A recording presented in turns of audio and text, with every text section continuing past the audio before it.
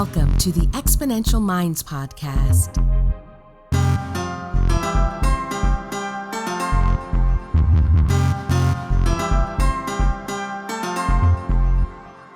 The research, development, launch, and growth of new technologies is creating incredible momentum in the modern world. Join futurist Nikolas Badminton as he talks with the innovators and the exponential minds that are tackling some of the biggest problems and creating solutions that are propelling humanity to the next level. Hi there and welcome to Season 4 of the Exponential Minds podcast. My name is Nikolas Badminton. I'm a futurist. I work with clients to help them look out 5, 10, 20 plus years into the future so they can design better realities today. And today in our season opener, I'm incredibly excited to have Ian Burbidge, the Head of Innovation and Change at the RSA, with us. Ian's role is to develop programs of research and analysis focused on policy and practice across the public services and community sector. He has a background in public policy and partnership working and joins the RSA from local government. Here, his work focuses on engaging communities in place shaping and problem solving with the statutory sector. Ian is particularly interested in how to cultivate innovation within public services and bring new approaches to old problems. And Ian, welcome to the podcast. Thanks, Nick. It's a pleasure to join you today. Yeah, so it's absolutely fascinating, and we're going to get into the RSA report that I read last year that brought us together through a mutual friend, Billy Khan, called A Stitch in Time. But I really want to understand a little bit about your journey and how you sort of come to the world of foresight, and about the RSA as a whole as well. Sure. Yeah. So I go back to my roots in local government, which is where I started my career after a couple of sort of fake, false journeys into a few different avenues before that. Yeah. My original degree was in geography, which I've heard disparagingly called the colouring in degree.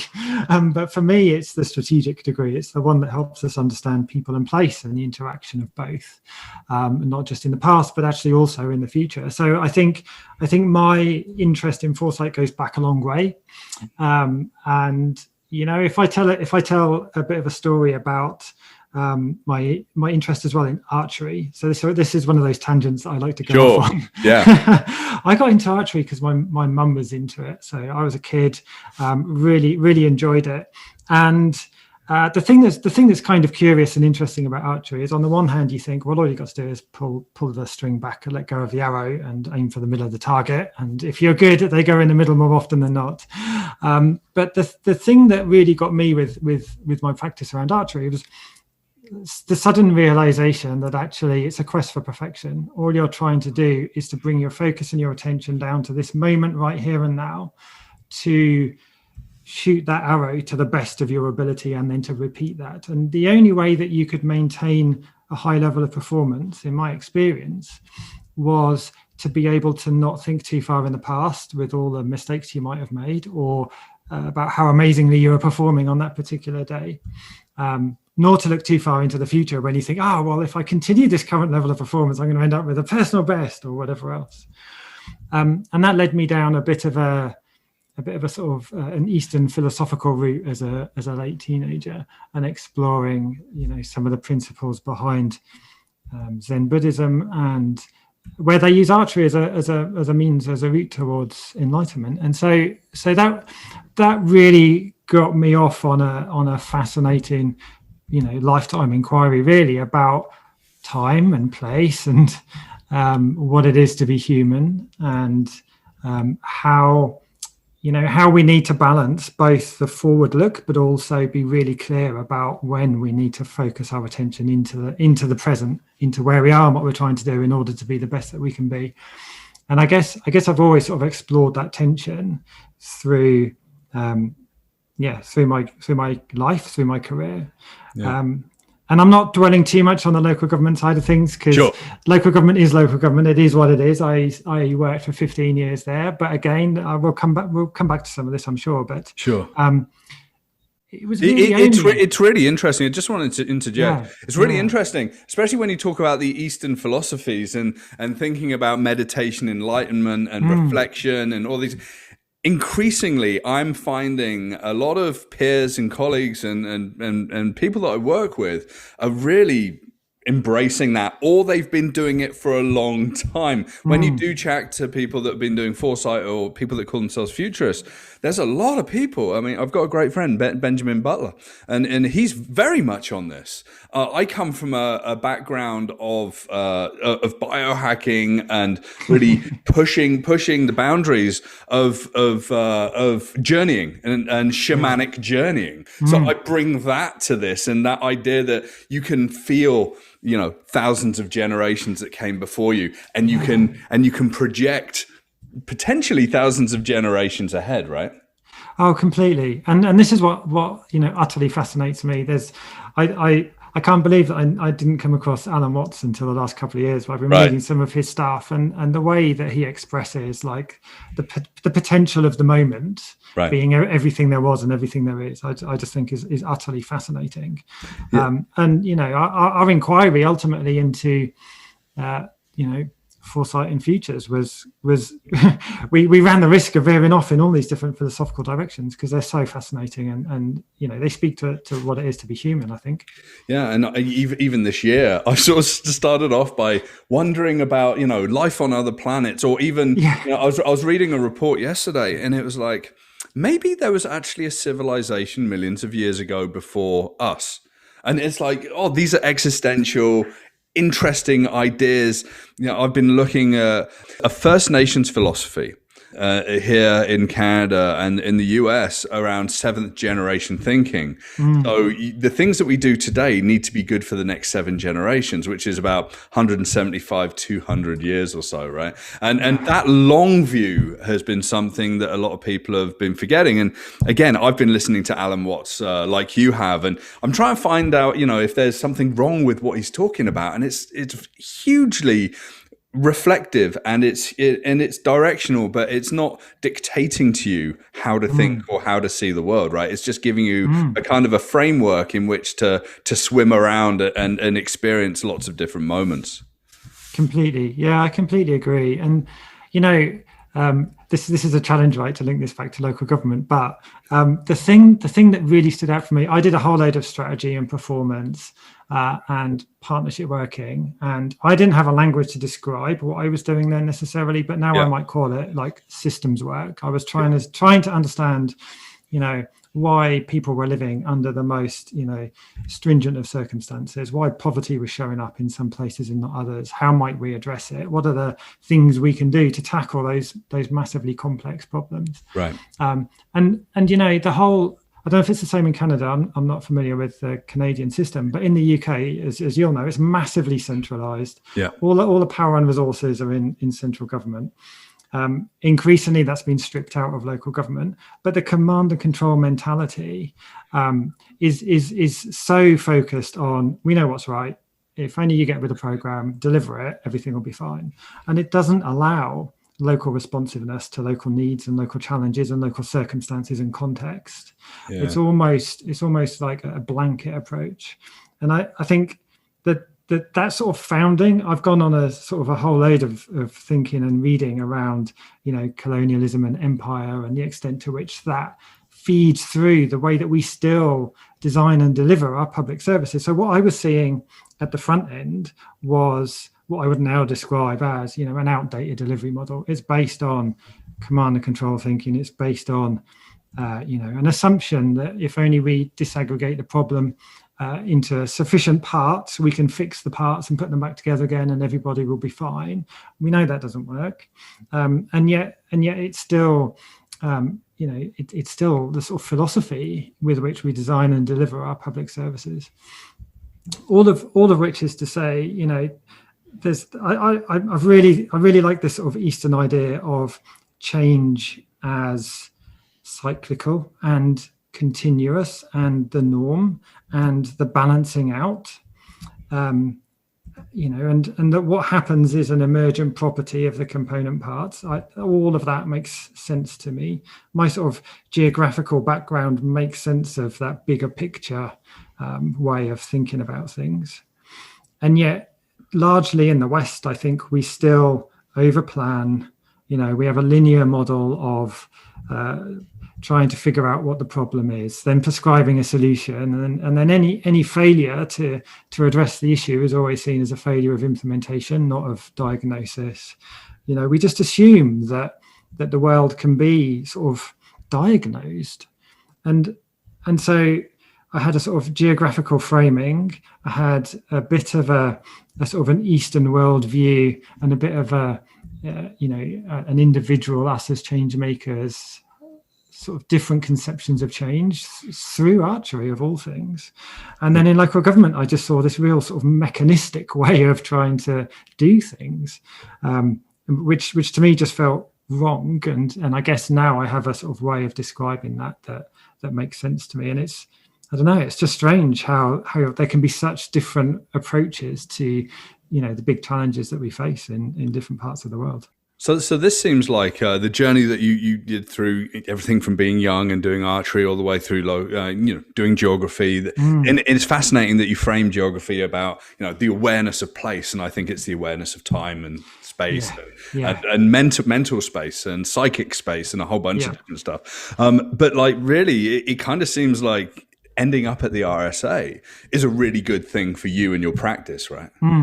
Yeah. And so this is like, I have, I always like to challenge, and normally it's just in the safe domain of my own mind or talking to my partner. Why do we all get up stupidly early and force our kids into school at the same time? Or we all go on the roads and drive at exactly the same time, or crush onto the tube to get to work? Like we're still sticking to old delivery models. This is what I saw in local government. There's an assumption that health is best fixed in a hospital because you just get economies of scale. Well, okay, if it's all broken arms and bones as a result of industrialization in the 1800s, then that's one thing. But, we're dealing with complex comorbidities, challenges like obesity or diabetes or whatever else it might be, mental health. These things need a really individually designed response, not one that you're going to get by going to a big building where everybody else is going. Yeah, this is almost like this is endemic in public sector and public services, right? So we see it in healthcare, we see it in the policing, right? Yeah. We see it in the prison service, the prison probation services, and there's a complete failure to understand that we're all individuals in the situation, right? And there's trauma, and there are different routes of realizing effective solutions, right?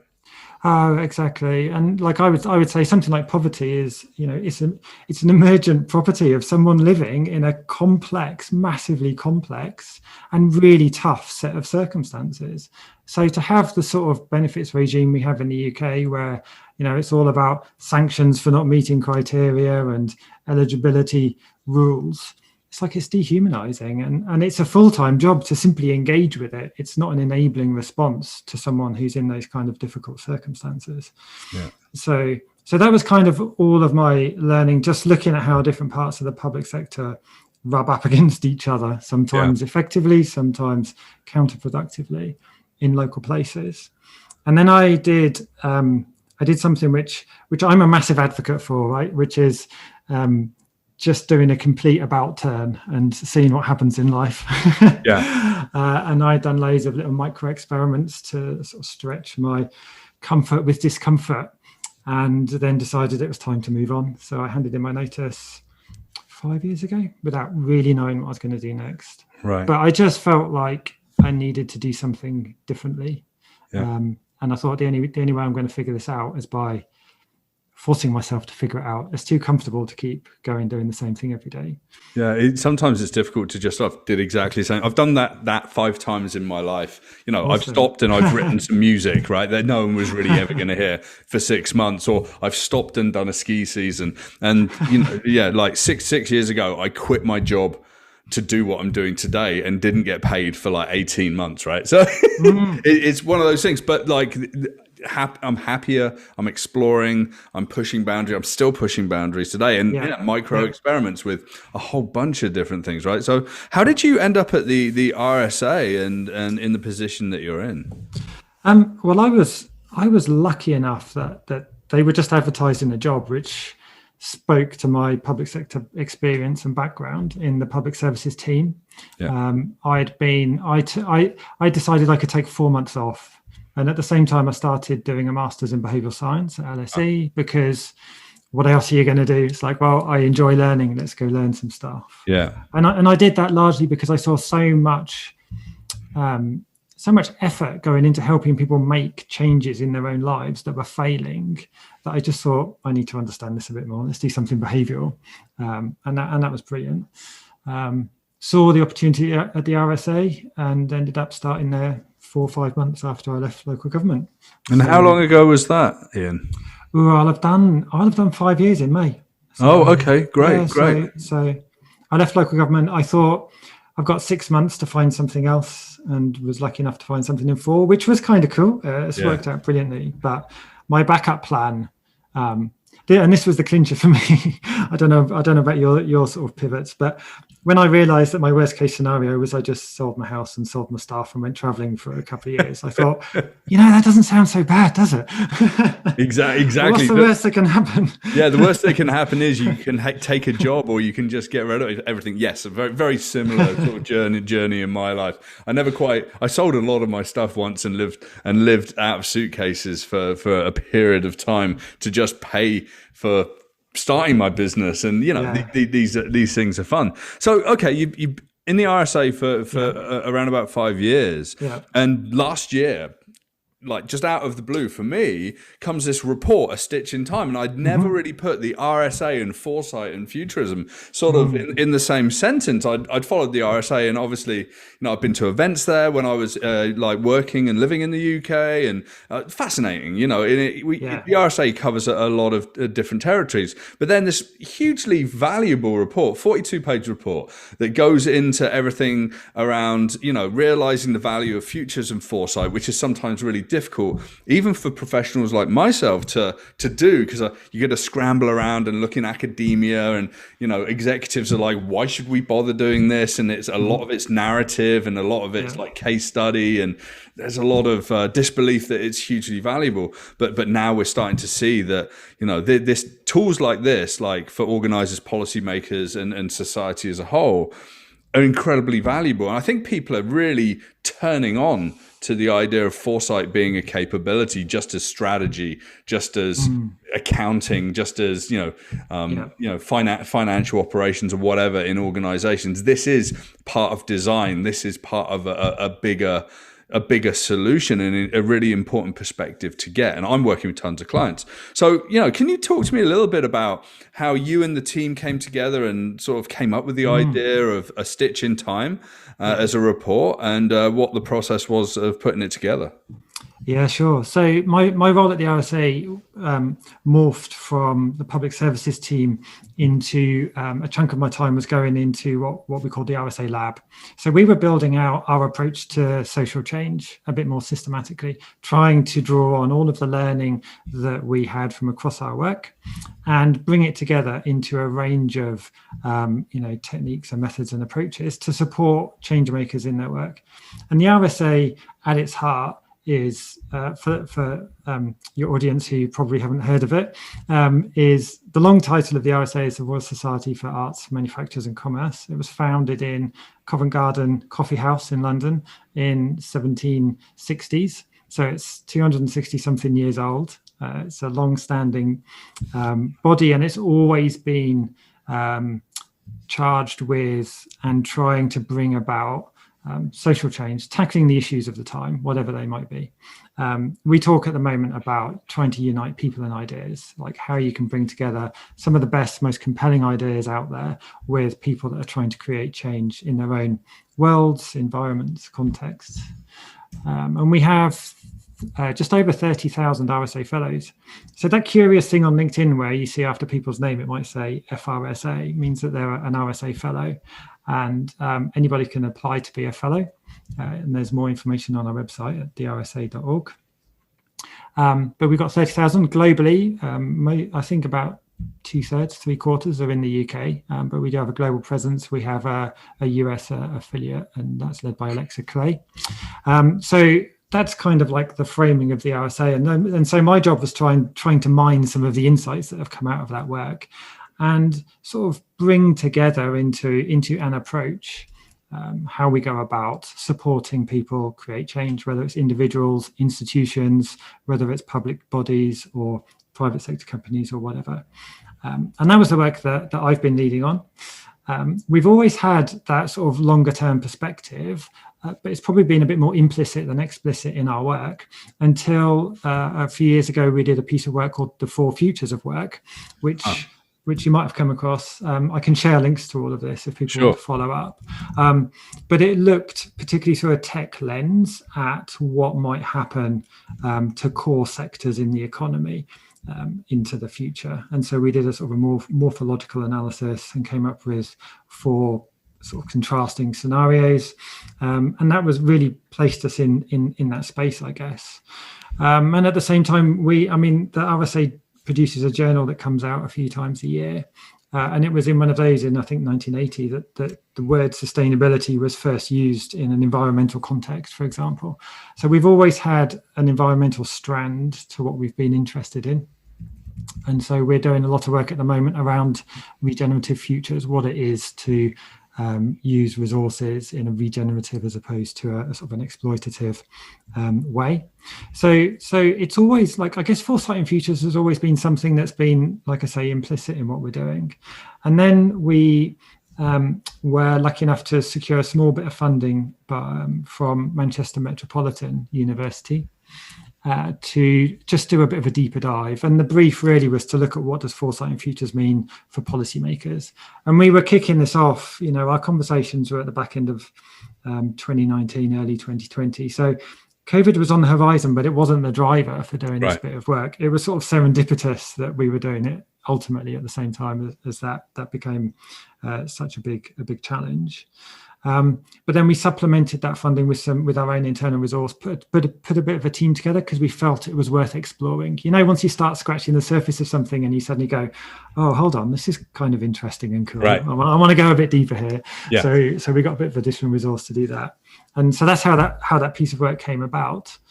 And I guess for me, the purpose was, as someone that previous to that hadn't really dug into foresight and futures in a sort of in a deep way, I think I just felt that I guess I see myself as a generalist. I've accrued experience and I've accrued a different broad range of skills, but I've never followed a particular career path. And so I could really see the value of understanding a bit more about some of these methodologies and approaches and what it can bring to people as part of either a change-making effort or a business development effort, or how you might embed that in people's core work. And so that was the brief and how we started to get that piece of work moving. Yeah, how did you involve people that were already out there in sort of foresight practices and looking at innovators and change makers and mavericks and all sorts of people? How did you find all these people? Did you all sit down and say, well, okay, here's the subjects we want to look at. Oh, we need some external expertise to feed in. Yeah, this was one of the areas where we ended up expanding our research with a bit of internal support, because a couple of things happened. We just tapped into a desire amongst people to talk to us. And so we found that there were some massively influential futurists, if you like, within the RSA fellowship. So people like Wendy Schultz, we had an initial interview with Wendy, and she was like, well, let me tell you who you need to speak to.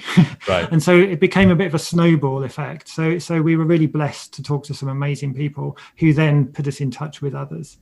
And it just grew. We just had people wanting to talk to us, and we were keen that we got a breadth of perspectives so far as we could within our resource.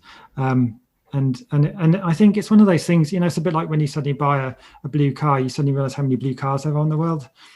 Once we started digging a bit into longer term thinking and the role of foresight in futures, the more we looked, the more we saw. So our eyes became open to it, I think, in that respect. But this is also about keeping it simple as well, right? Because I love Wendy's work, and I've attended a couple of her online workshops in the last year, and and I follow tons of people. Twitter's great to follow incredible futurists out there and foresight thinkers, and it's an active conversation. I love it, and this is where I meet such a lot of people for the podcast that I put together and the work that I do. I've got lots of friends in the world that do this work now, but this sort of curiosity and this kind of vim and vigor to get involved. But there are so many different ways of slicing the pie, right? Or looking to the futures and methods and people that have got frameworks. I've got a framework I use, but it's super simplified based on a bunch of different things, based on the work that I've done, because I've tried to explain the futures cone, and I've tried to explain all sorts of different things about three horizons and whatever. And you kind of have to work with executives. They're like, do you know what? Tell me the one thing I can do in a project to help us do foresight.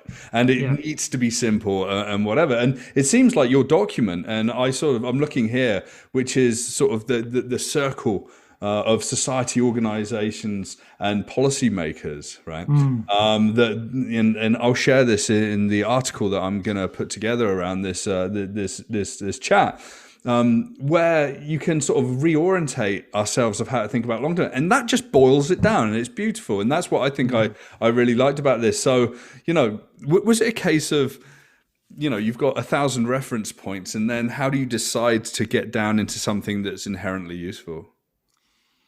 I guess that's the art of trying to make sense of stuff. Exactly. But you're right, and I guess there's a couple of things that I had in the back of my head.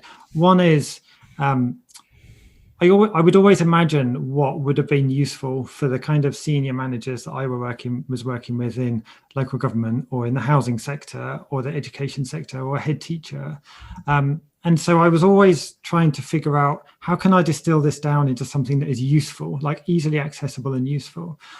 And I think doing my behavioral science masters, there was a difference between those of us that were doing the course because we wanted to basically codify a series of insights and behavioral approaches that could be sold to market, versus those that were trying to integrate those insights into their existing knowledge and what they already knew.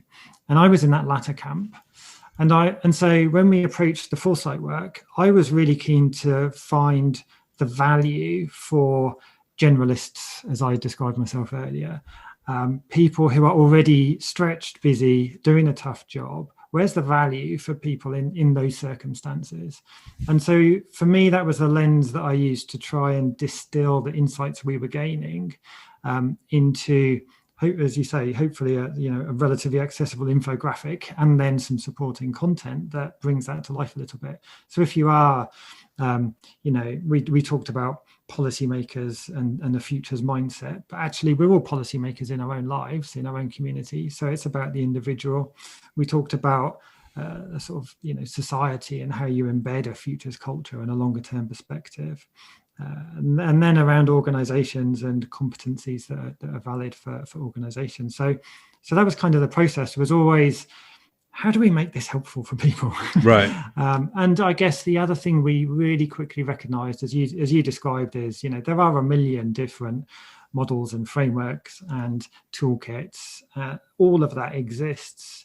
And you can download those, you can look at them, you can figure them out for yourselves. And so we didn't want to replicate that. In fact, we signposted to a number of them in one of the appendices. So this was, again, part of just trying to boil down the value for people, and not there were amazing people doing amazing work like you and others in this field. We didn't want to step over that, but we wanted to almost offer a gateway into that world for people like me who previously hadn't perhaps known that much. Didn't even know that world existed. And I guess, like, one final point to sort of conclude this bit is, we were really struck by how many people we spoke to had a story a bit like yours. This is what I did. I've pivoted this. I've done that. People who I might describe as a polymath, or who are almost experts in a number of different fields. Very few people were pure sort of, foresight practitioners. or if that's what they were doing in a job now, they'd previously done a whole load of other stuff beforehand. And so that was also where we were sort of honing down on the notion of this is just about equipping people. Like if you're running a business of any size, or you're trying to convene a community around a local challenge or whatever else it might be, this stuff could be helpful. Right. And so it's trying to make that an easy entry point for people to get to. So has it? Well, I think foresight's like an iceberg, right? You see the little bit at the top, and I think that this is like the tip of the iceberg, and it's awesome because it boils it down or freezes it down, right? And then everything is underneath, 90% of everything. And, we all use these crazy frameworks and ideas and whatever, and it's based on the wisdom and experience that we've all had. But so you talk about equipping people, and that's awesome. How's this document had a life of its own? Is it led to the RSA working with companies, to countries and companies, organizations, even government in certain aspects, sort of reaching out to really work with these frameworks and ideas. Can you tell us a little bit about that? Yeah, it's landed really well. We've been surprised how well it's landed. I mean, even people like your good self reaching out and saying, "I love this stuff." It's really gratifying to hear. Yeah, and it's gone down really well within the community of practitioners, which was something we were quite nervous about. Another reason why we weren't trying to have a repository of how you do stuff in a document, because people have already nailed that. We were trying to, like I say, bring it to life a little bit, and I think that's landed well. It's landed well across different disciplines. In terms of how we might be taking that forwards, the thing that I always find fascinating is that ripple effect. You drop something out there, you never quite know where that's going to. We made a recommendation, for example, that organizations should have a chief foresight officer or equivalent role at sort of C-suite or executive level. And then somebody reached out to me to say, and this was one of my local government colleagues, to say, I'm the chief foresight officer for this particular local authority. It's like, okay, so some of this stuff is landing and people are acting with it and working with it. So that for me is like fascinating to see and to hear about. And a lot of what we do is about trying to seed change that ultimately we might not hear about. People have approached us, particularly across the fellowship, who are interested because they're either already active practitioners or because it's just hit a chord. And generally fellows are curious people, and they are polymaths or people that are drawing on experience from a breadth of different perspectives. So we're trying, like one of our next steps is to continue to push the report and its content and disaggregate it a bit and make it more accessible, and convene a fellowship, a network, not just of fellows, but others that are interested in this space, to sort of continue a conversation. Yeah. And those conversations are really important, I think, in terms of futures and foresight and perspectives. And I mean, you talked about, the ideas of colonialization and rigorous but very sort of strict systems, and one size fits all. And I kind of see foresight practitioners as the people that are like punching their way out of the paper bags in a way, and sort of showing the people that are stuck in the systems that maybe there's something to see out there. And it sometimes, and I found this when I've done keynotes, people are shook because they've literally lived in their world. I had one girl come up to me, and this was with the Institute of Public Administration of Canada in Toronto. I did a keynote. It was a 30-minute keynote, and this girl came up to me and she says, I can't work in government anymore. And she was like, I just can't work in government anymore. Like that, I'm not going to be able to see this world. Anyway, 6 months later, I'm at the University of Waterloo, and I was helping out with their innovation conference. And she pops up. And she was like, oh, hey, Nick, how are you? And I was like, yeah, I'm good. How are you? She goes, yeah, so I did quit. And now I'm doing a master's in technical entrepreneurship. Thanks for your talk and giving me the push to see something else is possible. Awesome. And I think that's what this report does. And that's what the RSA has done for hundreds of years. And the practitioners and fellows within there. And what I try to do on a sort of a daily basis is, Yeah, this is going to be uncomfortable. The future is inconvenient. And you know what? Let's look at pandemics. Okay. It's hugely inconvenient to think about a world where there's a global pandemic and it's going to shut everything down. So what happened? Everyone ignored that, except for the countries that didn't. So, Taiwan is fully open and things are rocking. China is, because they basically, things happened. They locked it down. They took it seriously. Civic duty, public policy and leadership. And the places in the world where it's been challenging, Canada, US, UK, loose ideas and loose guidelines and gray areas and no empowerment and all sorts of stuff, right? So it's kind of interesting. Completely. And I mean, we passed 100,000 deaths yesterday, which is just utterly mind-blowing. Yeah. Utterly mind-blowing. And I think the idea that there is an alternative to your example of the lady that quit government, like, I don't know. It's almost like you need to see the world a different way in order to realize that an alternative is possible. And we get so caught up in our habits and the way we do things. It's almost inevitable that people will always go to work the same way, the same route, the same mechanism, the same time. It's like we're creatures of habit. Yeah. And what I love about some of Rebecca Solnit's writing around disaster, I think her book's called A Paradise Built in Hell. It's an amazing read, but this notion that crises destabilize all of those ties that bind us, that hold our day-to-day, month-to-month habits in place. And it's only when those are broken that change becomes possible.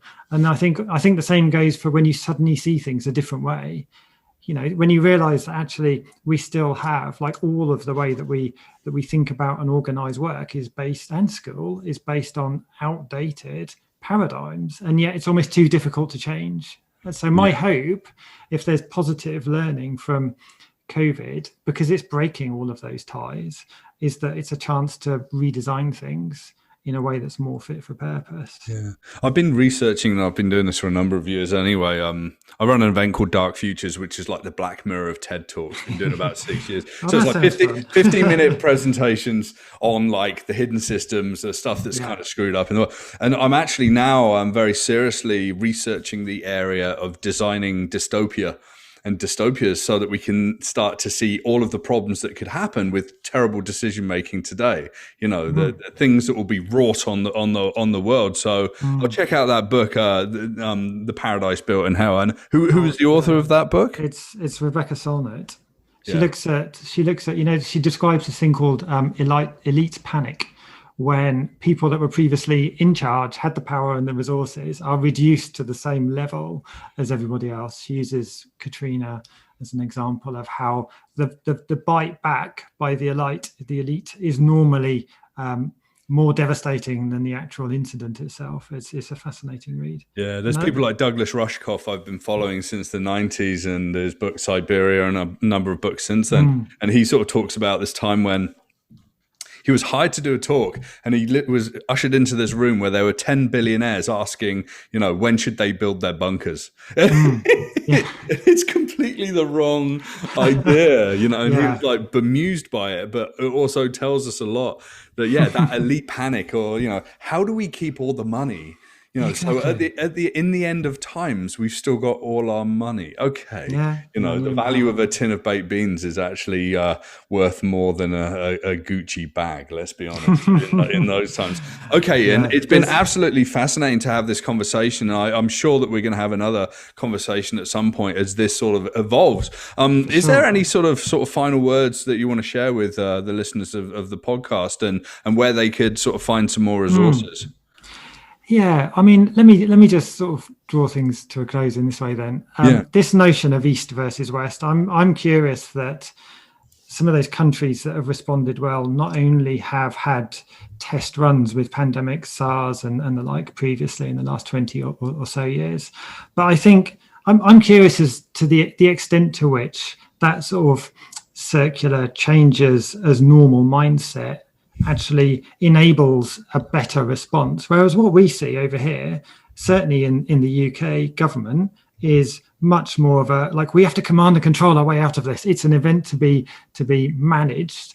and it's like COVID is proving that just does not work when you're dealing with something as emergent as the coronavirus. It's like, how dare it mutate? Well, that's kind of normal. That's Right. what happens. And that's what I mean when I talk about this sort of colonial mindset. If only we command and control the people that we're that we're ruling, then everything will be fine. And like my ultimate hope, and I think this is is that we can shift away from that mindset. And I think foresight in futures as a as a practice and a discipline is one way of trying to rethink those challenges without the need for a massive pandemic to force that level of change. So that would be my hope. I mean, there's a load we could dig into around the report itself, and maybe we do a follow up on that. But that for me is really fascinating in terms of how we create change. Yeah, it's interesting. And Davos has been happening, right? The World Economic Forum. Greta Thunberg tore them a new opening the other day because, massive inaction, the elite, blah, blah, blah. But Xi Jinping, right, came up and he was literally saying it's time to end this mindset, a Cold War mindset. We're in competition to gain excellence, and together we can do that. And it's kind of interesting looking to the East. And someone said this to me, the Chinese think in hundreds and thousands of years. And the only way you can do that is to think cyclically. And whether you're in a totalitarian system or a democratic system or whatever, you can still have that cyclical ability to have that long view. And I think that is a super interesting point. And I would love to have a follow-on conversation to this, Ian, maybe after we sort of delved into more about what this report can do. Maybe in a couple of months, sit down and say, okay, let's get into it. And maybe bring a couple of other foresight practitioners in for a bit of a chat. That would be awesome. Yeah, that would be awesome. That'd be great. For sure. The things that I'm left with are, COVID has broken those ties that bind us, that held our routines and habits in place. You and I broke them in order to pivot into a different direction, but that's tough and it's hard, and it's easier to stick with the status quo and the default. And so for me, there's just something about how we can reimagine the future in a way that enables us to perhaps, surf the wave a bit rather than feel that we're on a treadmill. And ultimately, it was just fascinating to tap into what felt like a bit of a movement around long-termism, not in business, in public sector, in all sorts of domains. It just feels like it's becoming more of a thing.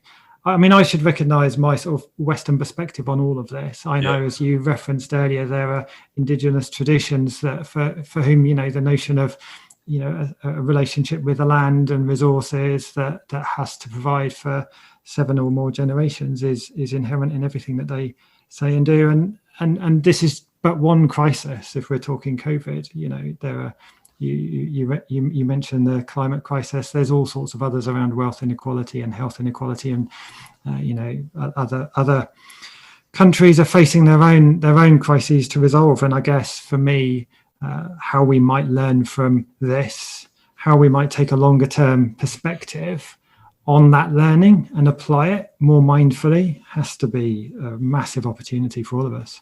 And how we convince the general populace that this is a good idea to think long term, and what is it? Wendell Berry, very famous. He's a farmer and a poet. I'm not sure if you know who Wendell Berry is. He says, plant sequoias. We will not see the forests that we lay the seeds of, right? And I've sort of completely mashed up that quote, but that's what it is. It's like, if you plant a good idea and a way of thinking and establish a new system or a new cultural norm, then it's going to ripple through the ages. And I think that we need to bear that in mind. And I think on that point, we will wrap up the podcast. And I'd like to say, Ian, we're gonna talk again. I'm pretty sure that this chat's going to have a really good reception. I'm looking forward to sort of spreading the word a little bit more about A Stitch in Time and sharing it with my clients and people that don't know about it. But thanks to you, thanks to the RSA for this initiative and working with that. And this is hugely important work. There's going to be more work about this. I mean, I work on Foresight every single day with my clients. It sounds like you and the team are really pushing boundaries. And the future episodes of the Exponential Minds podcast are going to delve into a lot of the things that we tapped into today. So Ian Burbidge, thank you so much for your time. I really appreciate things. I know you're incredibly busy, and I look forward to chatting to you again. Nick, it's been a pleasure. It's been great to chat. Okay, thank you.